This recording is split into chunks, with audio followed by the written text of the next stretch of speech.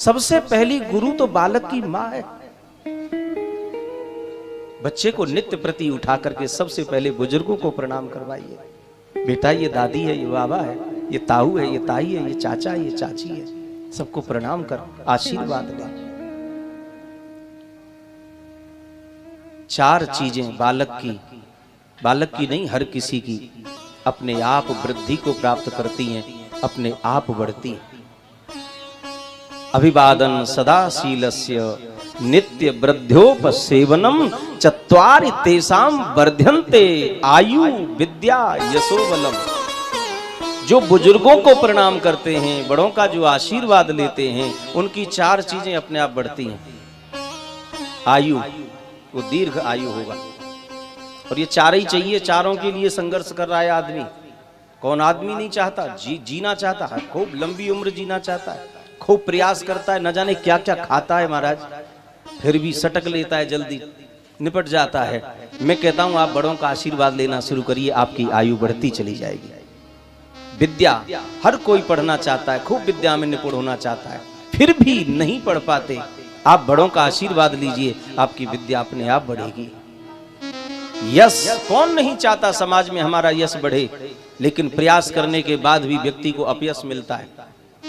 और मैं व्यासपीठ से कहता हूं आप बुजुर्गों का आदर करना शुरू कीजिए, बुजुर्गों को प्रणाम करके आशीर्वाद लेना शुरू कीजिए। आपका यश दिनों दिन बढ़ता ही चला जाएगा, दिन दूना रात चौगुना।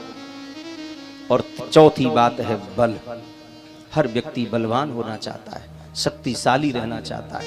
आप बुजुर्गों का आशीर्वाद प्राप्त कीजिए, आपकी शक्ति हमेशा बनी रहेगी। आत्मबल सबसे बड़ी शक्ति है साहब, और सब सत्यानाश हो गया साहब। कोई नहीं समझता इस चीज को। हम अपने मन में ये सोच के बैठे कि हमने बहुत तरक्की कर ली है, हमारा देश बहुत तरक्की कर रहा है। तरक्की नहीं, हमारा पतन हो रहा है, पतन हो रहा है हमारा। और हम अभी भी न समझे तो वो दिन दूर नहीं,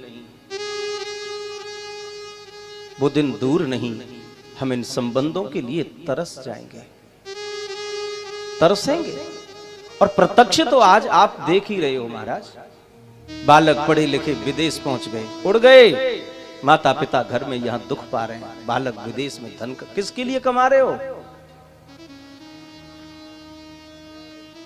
ये सब किसके लिए है? जिन्होंने जन्म दिया, पाला पोसा, पढ़ाया लिखाया, उनको छोड़कर के बालक विदेश में आराम कर रहे हैं।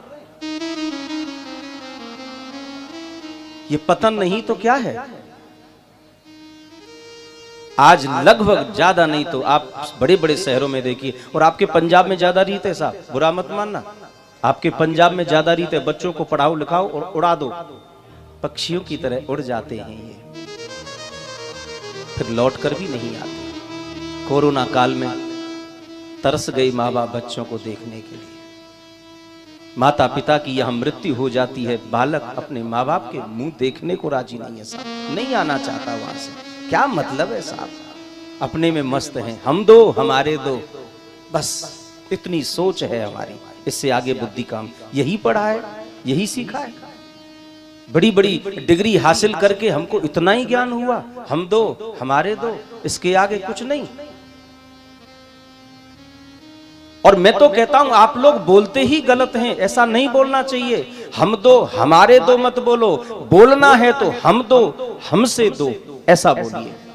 यदि आप हमारे दो बोलते हो तो हमारे दो में माँ बाप की गिनती आती है। वो हैं हमारे माता पिता हैं हमारे, जिन्होंने हमें जीवन दिया है। ये बालक हमारे कैसे हो सकते हैं? ये हमारे नहीं, ये हमसे हैं। हमने जन्म दिया है इनको, ये हमारे कैसे? ये हमसे हैं। हाँ, इनके हम जरूर हैं, पर ये हमारे नहीं है। हमारे तो हमारे माँ बाप हैं, जिन्होंने हमको जन्म दिया है। लेकिन माता पिता की गिनती खत्म हो गई समाज में। दूसरों की गुलामी करेंगे, दूसरों के सामने गिड़गिड़ाएंगे, चरण छुएंगे। क्या नहीं करते हम अपने स्वार्थ सिद्धि के लिए, लेकिन अपने माता पिता के चरण छूने में आज के बालक को शर्म आती है। इससे बड़ा पतन और क्या हो सकता है? इससे बड़ा समाज का नुकसान और क्या हो सकता है? हम दिन रात घाटे का सौदा करते जा रहे हैं, अपने जीवन का नुकसान करते जा रहे हैं, और हम सोच रहे हैं हमने बहुत बड़ा फायदा कर लिया। किस भूल में हम जी रहे हैं? ये केवल सुनने की बात नहीं साहब, ये समझने की बात है। गौर करिए।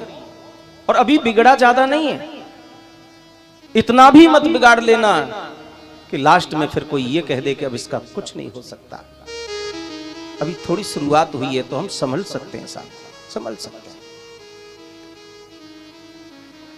तो मैं निवेदन कर रहा था, छोटों का प्यार से पालन होता है, बड़ों का आदर से सेवा।